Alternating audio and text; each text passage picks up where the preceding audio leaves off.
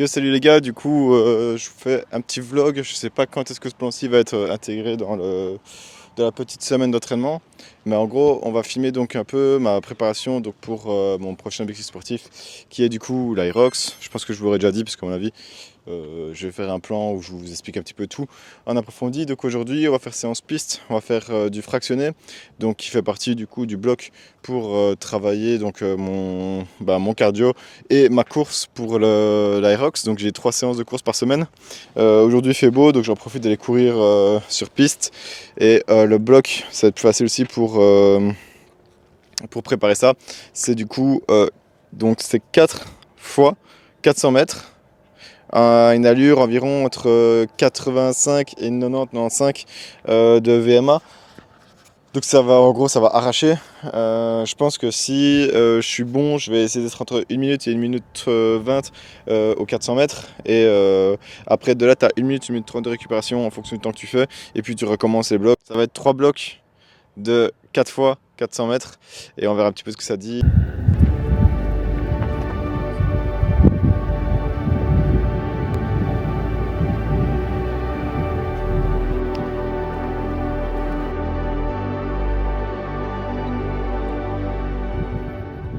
Du coup, j'ai fait 1 kilomètre de course. Là, je vais faire un petit peu de pliométrie léger pour m'échauffer un petit peu les hanches, etc. Un peu de montée de cœur et échauffer un petit peu la hanche. À mon avis, je vais me faire 1 ou 2 accélérations, un peu de test pour un peu me mettre un peu, commencer à faire monter le cœur tout doucement et pas démarrer directement à une grosse intensité. Après, je verrai un petit peu comment ça ira. Ici, il fait chaud. Je pense que ça va être dur, on va faire le taf, hein.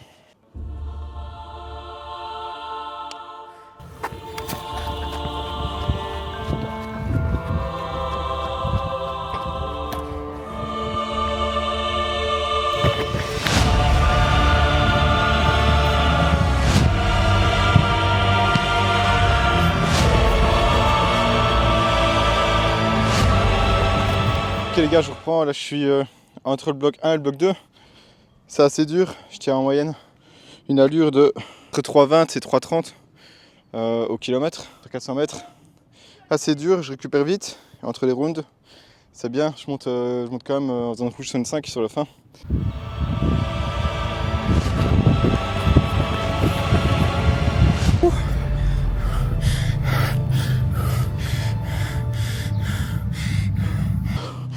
Ouh, ça fait bien les gars. C'est fini. Pour être honnête, j'ai pas fait 12 tours, j'en ai fait 10. J'ai fait 4 km. 4 km 8. C'était hard. Comme dirait David Goggins, stay hard. Ouh. Et bah là c'est resté dur, ouais. Purée. Donc du coup, j'ai fait 4 fois 400 mètres avec une allure de 3,20 plus ou moins. Ensuite, j'ai fait 3 sprints de 400 mètres, allure 3,30 si je dis pas de bêtises. J'ai pas fait le quatrième et du coup j'en ai refait un palier à 3 et j'ai fait 3 séries encore de 400 mètres à 3,33 si je dis pas de bêtises. J'ai déjà fait mieux. C'est quand même pas dégueu, ça fait longtemps que je cours plus quand même. Ça fait longtemps, donc moi de base je suis habitué à petite distance. Donc ma tire une vitesse assez soutenue, ça va, c'est pas si difficile. Je dirais plus de cardio qui monte. Mais sinon dans les jambes, etc. et tout, ça tire pas trop. Parce qu'à un moment donné où je courais les 5 km en 19,30 plus ou moins 45 je crois si je dis pas de bêtises. Si j'ai fait mieux, j'ai fait 5 km en 19 tu crois, si je dis pas de bêtises. J'ai le Strava, je sais pas où, mais il y a Strava dans Strava quoi. C'était compliqué, je sais pas pourquoi c'était plus compliqué que d'habitude. Parce que j'ai mangé, il est 17h, le samedi, je pas l'habitude, les circonstances sont pas bonnes, il fait chaud. Quand vous courez, quand il fait chaud, en fait de base ton corps ce qu'il fait c'est qu'il lutte contre la chaleur. Continuellement, tu vois, il cherche, c'est pour ça que tu transpires, c'est pour refroidir ton corps tout simplement. Donc en fait quand tu es déjà dans un climat qui est chaud, je me trouve pas d'excuses, hein. Après j'habite en Belgique, il fait mauvais. Donc voilà, je me trouve un peu d'excuses. En gros, comme ça, vous savez, physiologiquement parlant, ton corps il veut toujours se rafraîchir, il veut pas être dans la difficulté. Et donc du coup déjà tu es déjà en train de lutter sur une chose. et tu fais du sport derrière, donc tu fais une deuxième chose. Donc ça s'explique pas les temps, etc. hein. C'est juste que si tu as un ressenti plus dur parce qu'il fait chaud, surtout parce que ton corps il cherche à refroidir, on a l'impression que quand il fait beau, tu as plus envie de t'entraîner, etc. Et tout, bah, c'est vrai parce que bah, ça motive, mais c'est d'office plus dur que lorsqu'il fait froid, quoi, tu vois. Bref, ça paraît un peu logique, mais c'est que je me trouve d'excuses, peut-être pas. On verra. Faut toujours chercher à se dépasser, les gars. Ça fait vraiment du bien. Et c'est pour ça que je choisis ce petit challenge du coup de faire l'Aerox. Ça me permet de me mettre dans mes retranchements. J'ai plus le temps en ce moment. Ça fait longtemps que j'ai plus le temps de faire les compétitions de sport de combat. C'est un truc sur lequel moi j'ai toujours pratiqué le sport de combat, etc. Et directement, le fait de ne pas faire de compétition, bah, ça me donnait moins envie de m'entraîner. C'est mal en tant que coach, mais c'est l'esprit compétiteur. Si tu es compétiteur, tu sais de quoi je parle. Si tu n'as pas de but, si tu sais que tu vas plus combattre, que tu peux faire de compétition, tu as forcément plus de mal à te mettre dans le mal. Et donc du coup, l'Aerox, c'est pas mon sport, mais ça reste une compétition. Il y a un challenge, il y a d'autres gens à battre. Le but c'est de me battre moi-même contre le temps, hein. Mais il y a d'autres compétiteurs qui sont là et moi d'office je vais te faire le meilleur temps face à eux. Donc du coup c'est d'office des challenges que je me lance et ça me permet de me rebooster dans le sport indirectement. Et voilà, donc si tu as du mal à te mettre dans le mal, ben regarde peut-être un lien dans la bio pour prendre un appel avec moi, un coaching personnalisé. Je fais des suivis perso, on peut voir ensemble quel challenge il peut... Voilà, si t'es pas dans les combats, etc. et tout, tu aimes juste le sport, t'as pas de but, tu sais pas quoi faire, t'as envie de te challenger, ben on peut discuter ensemble de quelle compétition, quel challenge que tu peux rajouter, comment être mieux dans ton corps, etc. Donc, par contre, si t'as un projet qui est ambitieux, si par exemple tu veux faire un Aerox, un triathlon, j'accompagne quelqu'un qui veut faire un Ironman dans la programmation, parce que j'ai pas que des combattants qui travaillent avec moi. Hein. J'aime juste travailler avec des gens ambitieux, qui ont envie de changer leur vie en fait. C'est pas forcément des grosses compétitions sportives, mais en tout cas un changement de vie, etc. Si tu as un projet, mais que tu sais pas comment y arriver, que tu as besoin d'accompagnement, bah, n'hésite pas à me contacter. On pourra voir ensemble ce qu'on peut faire. Donc que ce soit à chercher un nouveau projet, un truc à faire, ou alors si tu en as déjà un, on peut regarder ensemble comment est-ce qu'on peut le planifier et l'organiser. Donc regarde le lien dans la bio et on s'est au courant là-dessus quoi. Ouais les gars, on se retrouve ici pour la suite de la vidéo. Donc je vais faire à manger en même temps que je vous parle un petit peu des futurs objectifs, etc. Donc quelle est la suite pour moi d'un point de vue sportif? Alors déjà, il faut comprendre que toute ma vie, du coup, j'ai été un combattant. Et en fait, la partie la plus dure, accepter que bah, tu changes et que les choses vont changer. Et que voilà, je combats plus maintenant parce que je me suis lancé à fond dans la préparation physique et que j'ai plus trop le temps pour tout ça. Parce que si je veux combattre, bah, il faut que je performe parce que c'est mon métier et je vais pas le combattre et risquer de perdre de façon bête. Et voilà. Donc, pendant ces dernières années, il faut savoir que j'ai pris beaucoup moins de temps pour m'entraîner. Je l'expliquerai un peu plus dans le podcast qui sort le mardi qui arrive. J'ai pris beaucoup moins de temps pour m'entraîner parce que j'ai préféré me concentrer à fond sur la préparation physique. Et entre les coachings en présentiel, j'avais plus de 40 coachings par semaine, le business en ligne, la production de vidéos sur les réseaux sociaux, j'avais beaucoup moins de temps pour m'entraîner. Et ma vie privée aussi directement. Et donc du coup, quand tu mets tout ça un après l'autre, tu dois faire des choix, etc. Et donc, du coup, j'ai dû choisir de m'entraîner beaucoup moins. Donc, j'ai fait ça pour un petit moment. Après, maintenant, mon business tourne bien, tout tourne bien, etc. Et tout. Et donc, du coup, j'ai pu recommencer à intégrer, de reprioriser, on va dire, mes entraînements et remettre tout ça un peu en avant. Donc, c'est quelque chose qui m'a fait vraiment du bien, surtout de me refixer un objectif sportif qui est, du coup, de courir un Aerox, donc la compétition que tout le monde fait à l'heure actuelle, mais ce qui est bien, c'est qu'en fait, c'est une compétition qui te permet en fait de te challenger sans avoir une contrainte technique ni trop chronophage. C'est un truc qui est dur et en même temps facile, tout dépend un petit peu quel temps tu feras, mais ça reste largement abordable. Et donc du coup, j'ai envie de voir aussi de nouvelles choses, hein, quelque chose que j'aimerais en pratiquer, etc. Et donc ici, j'ai décidé voilà, de me lancer un peu dans cette aventure. Et ça a été un des meilleurs choix parce que en fait, je redécouvre un sport que j'ai jamais pratiqué. Et en fait, je prends énormément de plaisir du coup, à courir, etc. Et à faire des choses que de base, je ne fais pas. Et tout ça pour en venir au fait que voilà, pendant des années, ouais, pendant deux, trois bonnes années, je me suis entraîné beaucoup moins. Au début, je m'entraînais donc 2 fois par jour tous les jours. Puis après, c'est arrivé à 1 fois par jour. Puis de là, on est passé à 3-4 entraînements sur la semaine et pour finir à 1 à 2 entraînements en semaine, tu vois. Pas que j'en suis fier, loin de là, hein, mais c'était des choses que j'ai dû mettre en place pour faire monter mon business et apprendre en tant que coach, etc., préparation physique et tout. Et donc, du coup, c'est une étape, je pense, qui était un peu obligatoire dans mon parcours. Il y a chacun son parcours un peu différent. Moi, c'est vrai que je faisais pas mal de choses en même temps. Donc forcément, c'est assez compliqué. C'est-à-dire que moi, les gars, j'ai ma salle de préparation physique. Donc du coup, c'est pas non plus comme si j'étais dépendant, je sais pas moi, d'un fitness park ou quoi que ce soit. Et donc du coup, bah, si jamais ça va pas, etc., bah, t'arrêtes ton contrat ou des trucs comme ça. Moi, les gars, j'ai mon business à faire tourner et ma salle en préparation physique. Donc c'est pas la même chose. C'est pas la même chose que certains coachs, etc. On s'en plaint pas, hein, c'est le principe d'avoir sa salle et de mettre les choses en place, parce que derrière, bah, indirectement, je gagne beaucoup plus là-dessus, dans un point de vue liberté et tranquillité, on va dire. Donc du coup, c'est des avantages, mais qui arrivent aussi avec des inconvénients. Sinon, le monde serait beau si tout était que des avantages, etc. La vie serait plus belle.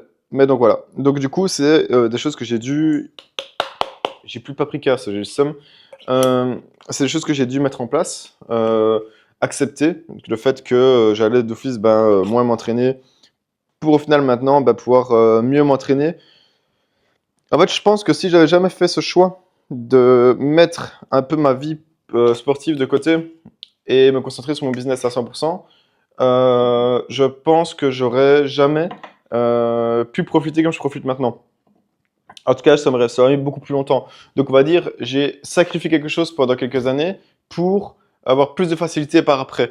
Et ça, c'est un vrai avantage parce que maintenant, je vis bien d'un point de vue financier. J'ai du temps pour m'entraîner. Enfin, je peux me libérer du temps pour m'entraîner. Et en même temps, ma partie, pas d'autorité, parce que il y a toujours mieux, voilà, tu vois. Mais j'ai quand même prouvé certaines choses en préparation physique qui fait que ça me donne une certaine légitimité. Tu vois ce que je veux dire? Et ça, c'est pas plus mal. Et donc, du coup, c'est voilà, c'est à peu près tout. C'est voilà, mon prochain objectif sportif, du coup, c'est un Aerox. J'ai pas encore de temps parce que je le fais avec ma femme et on va dire que c'est elle qui a un peu plus de difficultés là-dessus.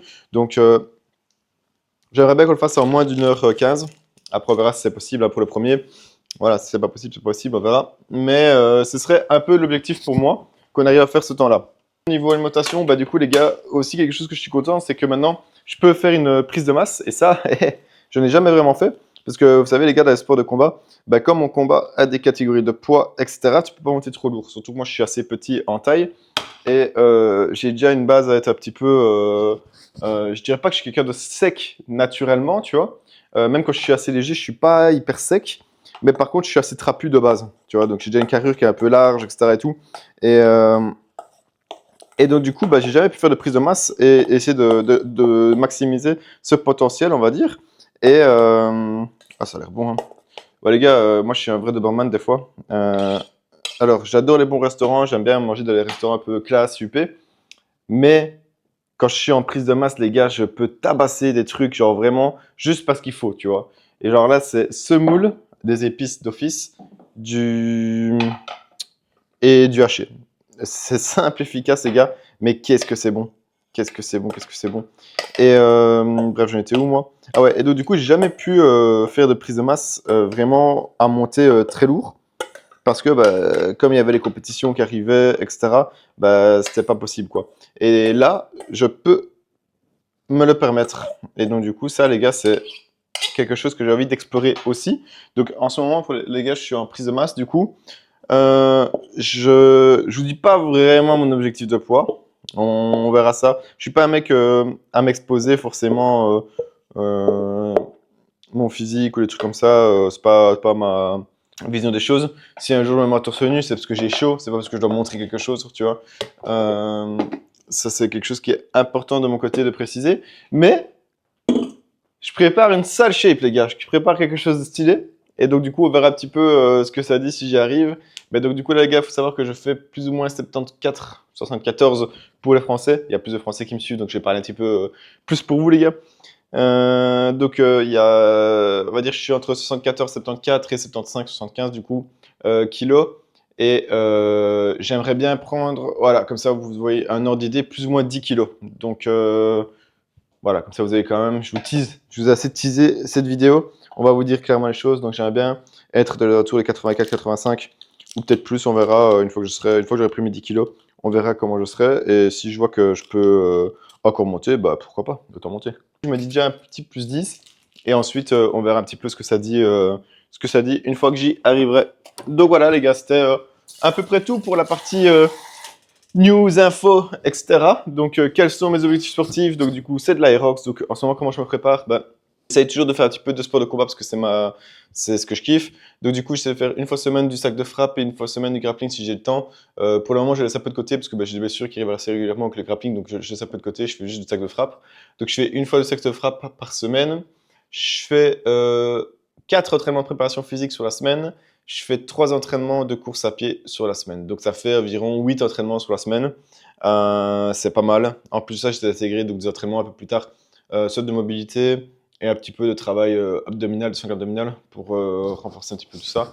Et voilà, donc c'est un petit peu comme ça que je structure mes séances. Mais donc du coup, aujourd'hui, on se retrouve pour une séance donc je suis dans le premier bloc de ma préparation, donc je refais du volume parce que ça fait un petit moment que je m'entraîne plus autant qu'avant, etc. Donc bah, tu peux pas directement recommencer à 100%. Donc du coup, bah, tu démarres par des blocs où tu refais un peu de volume, etc. pour habituer ton corps à aller après dans la performance. Donc ici, comme je suis quelqu'un qui est blessé un peu de partout, bah, la partie échauffement est hyper importante. Donc j'ai bah, mon petit flow personnalisé. Donc au début, je démarre toujours par du renforcement, du travail de mobilité au niveau des épaules parce que bah, j'ai l'épaule droite qui est assez abîmée avec les sports de combat. Du coup ici, simplement, je fais ce mouvement-là, je fais plus ou moins 10-15 répétitions.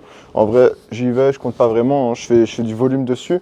Tant que je compense pas et que la douleur n'est pas trop importante et que je fais bien le mouvement, je continue. Et en général, bah, voilà, ça fait plus ou moins 15 répétitions. Ensuite, une fois que j'ai fini, je prends des petits plates assez léger. Je viens faire un genre de Y. Et en fait ici c'est déjà la 3e série. Donc j'ai plus de mobilité et je suis allé chercher plus loin dans le mouvement. Mais si tu voyais dès le début, en fait j'ai une grosse perte d'amplitude sur l'épaule droite. Et avec le volume, ça permet de bien échauffer. Donc pareil, ici je suis plus ou moins 10 reps. Les échauffements, c'est vraiment la partie la plus personnalisée en fonction de toi et de tes blessures. Comment est-ce que tu vas te mettre dans ta séance? Bah voilà, bien sûr, si tu fais une séance, je sais pas moi, épaules, ça sert à rien de faire des étirements au niveau des jambes pour cette séance-ci. Il faut être cohérent. Mais par exemple, moi ici, je suis en full body. Donc je fais un peu tout le corps, mais surtout, je mets l'accent là où j'ai des douleurs. Donc. Ici, à ce moment, j'ai des petites tensions au niveau lombaire. Donc pareil. Peu de mobilité, j'étire un petit peu histoire d'être bien relaxé et être bon dans l'amplitude du mouvement. Je tiens pas à la position plus ou moins 20 secondes. Ensuite un peu de mobilité thoracique et d'épaule. Je tiens 5 secondes. Je change de côté. Pour l'autre côté-ci, j'ai un côté qui est plus mobile que l'autre. Ici j'ai un peu plus de mal aller chercher l'amplitude. Ok, du coup, dernier exercice pour le renforcement et un peu l'activation. C'était un GHD, c'est parfait. Moi, j'en ai pas. Donc, du coup, je prends une box. Hop. Tiens bien ici. Et tu contrôles la descente.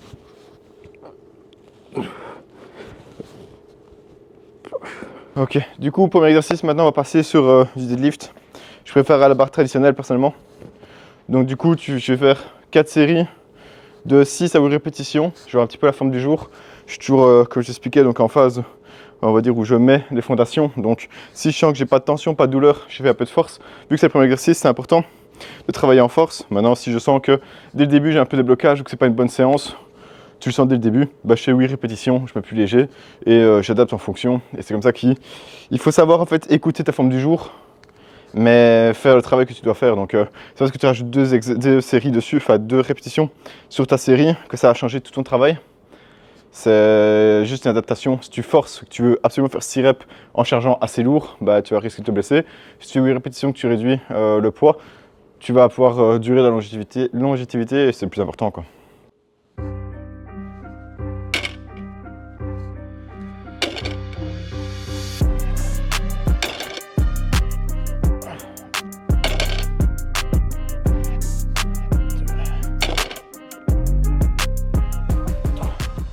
coup les gars, j'ai commencé par le soulevé de terre comme vous l'avez vu. Donc du coup j'ai adapté un peu en fonction de sensation. Je vais faire entre 6 à 8 répétitions. Je sentais que c'était un peu compliqué quand j'ai commencé à faire les gammes montantes. Donc du coup, vous connaissez.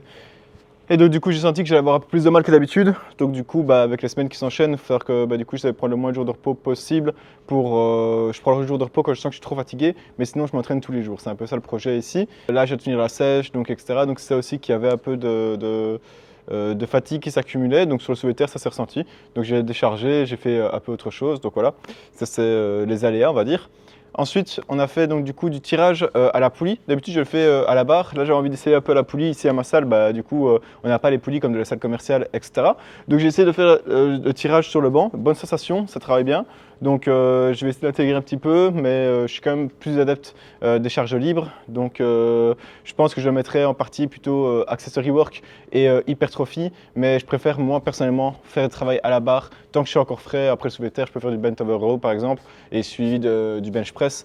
Et comme ça, moi, j'ai mes 3 gros polyarticulaires et après, ensuite, faire de l'hypertrophie. Ça me convient mieux. Je voulais essayer un petit peu pour varier. Il faut tester sur soi dans tous les cas, hein, donc voir un peu ce que tu aimes, etc. Donc, bonne sensation, mais pas en début de séance, personnellement.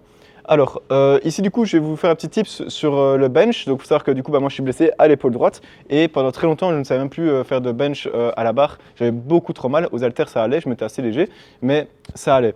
Mais du coup, j'ai découvert un petit tips en positionnement. Donc maintenant que ma douleur elle est quand même assez légère, donc je peux bench même si je ne fais pas ce tips-là. Mais pour ceux qui ont des petites gênes, en tout cas, c'est vraiment pour optimiser ça. Donc en fait, tu vas ici te mettre en fait comme si tu vois les powerlifting qui font du pontage lors du bench, en fait tu vas prendre ce principe-là au positionnement et après tu vas te mettre normalement. Donc hop, ici tu vas creuser le dos. Tu vas décharger la barre comme ça, du rack. Hop. Donc tu décharges, tu te mets bien en position. Et une fois que tu es en position, là tu viens verrouiller et donc déposer vraiment ton corps, ton buste dans le banc. Et en fait, en mettant cette position-là, tu auras les omoplates qui seront bien engagées et tu n'auras beaucoup moins de douleur au niveau de ton bench.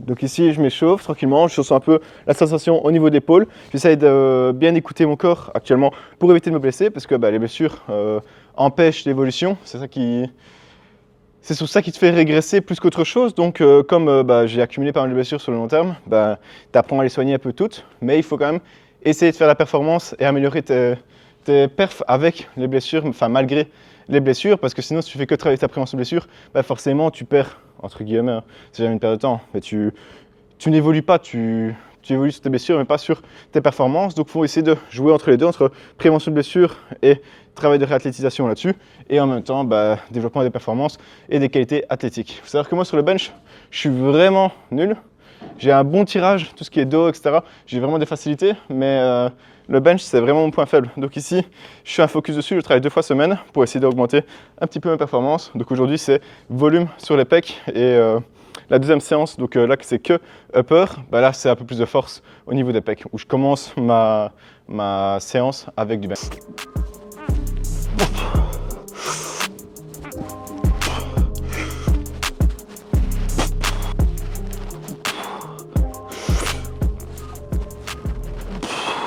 Ok, du coup ici, on va partir sur la dernière partie de la séance, donc un peu plus axée hypertrophie, un peu construire du muscle, etc. C'est important. Et donc ici, je vais faire élévation latérale avec la tête posée sur le banc pour aller rechercher un petit peu plus l'arrière de l'épaule. Déjà parce que c'est là que j'ai mal au niveau de l'épaule. En fait, c'est pas forcément l'arrière à 100%, c'est entre le milieu et l'arrière. Donc du coup, un renforcement un peu plus spécifique, ça va aider un petit peu tout ça.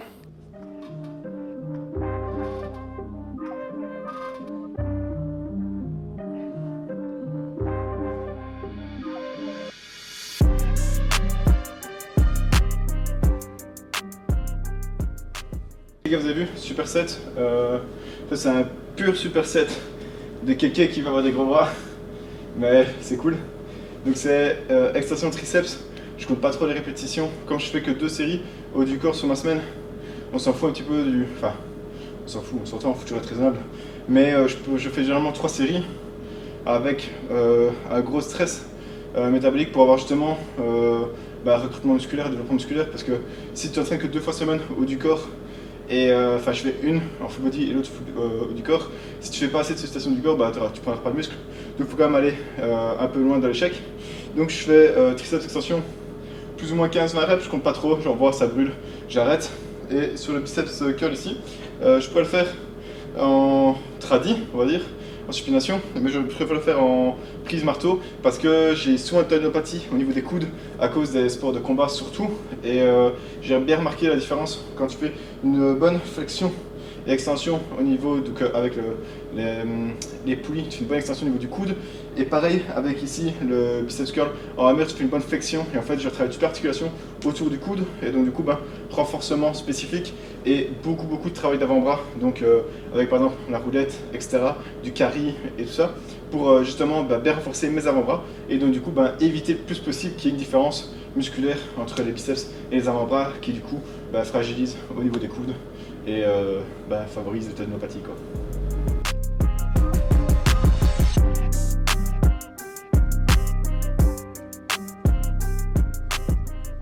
Les gars, du coup, séance finie. C'était du coup un full body. On se remettait un petit peu dans le bas. C'est la dernière semaine de ce bloc-ci. Après, la semaine prochaine, on change de bloc, etc. Donc, pour l'objectif du coup d'Aerox. Donc, avec des blocs un peu plus spécifiques et un peu plus de renforcement de force ou développement de la puissance, etc. Là, c'est vraiment essayer de remettre un peu dans le bain, faire du volume et pour pas se blesser et pour préparer le corps à la suite, justement. Donc, c'est une séance assez chill.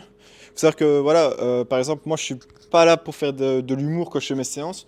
Quand je suis dans ma séance, je suis focus. Donc toujours, chaque fois que je fais du sport, chaque fois que tu fais du sport, tu devrais être dans le même mood. On n'est pas là pour rigoler, pour s'amuser, etc. Tu es là pour faire ce que tu dois faire et performer dans ton objectif, que ce soit la musculation, que ce soit le MMA, que ce soit n'importe quoi, l'aérox, la course à pied, tout. Tu dois toujours performer. Le but, c'est pas de rigoler. Même lorsque tu fais de la zone 2 avec des amis, parce que c'est quelque chose qui est bien à faire entre potes, le but, c'est pas de se fondre des barres et de réduire du coup ton rythme. Le but, c'est d'avoir un rythme toujours soutenu, toujours dans la zone 2 par exemple, mais parce que si tu rigoles trop, forcément ton cœur va monter, donc tu dois réguler ta vitesse et ta zone 2 va baisser. Non, idéalement tu sais pas trop rigoler, tu te concentres, tu parles un petit peu avec ton ami, parce que vous êtes à deux, c'est bien, tant mieux, mais quand tu fais les choses, il faut toujours les faire à fond. Ça c'est mon mantra, on va dire ça comme ça, c'est je vais pas faire quelque chose pour le faire, sinon il n'y a aucun intérêt à faire ça. On est obligé, c'est comme ça, tu fais ton sport, tu fais ton n'importe quoi ta séance, quand tu fais ton lift, tu as une minute où tu exerces ton mouvement, tu dois être focus de ta bulle, tu dois t'énerver si tu dois t'énerver, ça dépend un peu qu'est-ce qui te fait toi vibrer. Tu retires ton écouteur une fois que tu as fini, tu parles avec tes potes pendant ton temps de repos, si tu as envie, ça c'est toi qui grand bien te fasse, donc ça te déconcentre pas de ta séance. Mais voilà, moi c'est ma priorité, lorsque je m'entraîne, j'essaie de prendre du temps pour moi et je me focus et je me mets dans ma séance pour faire les choses au maximum. Donc même si les résultats sont pas escomptés, que tu fais une séance qu'on peut dire de merde, vraiment, et si dans ta tête tu étais focus à ce moment-là, que tu essaies de faire les choses de la meilleure des façons, ta séance elle est réussie. Si par exemple tu étais en pleine forme, que tu as rigolé avec des potes, tu t'étais concentré pendant ta séance et que du coup tu as fait des lifts un peu nuls, là tu n'étais pas focus de ta séance, tu as fait une séance de merde, or que tu étais bien dans ton énergie. Donc c'est comme ça qu'il faut bien agencer vos séances. Et donc voilà, c'est à peu près tout. Rigoler c'est bien après, on a tous du moment pour s'amuser, mais lorsque tu pratiques ton sport, il faut être focus dans ce que tu fais.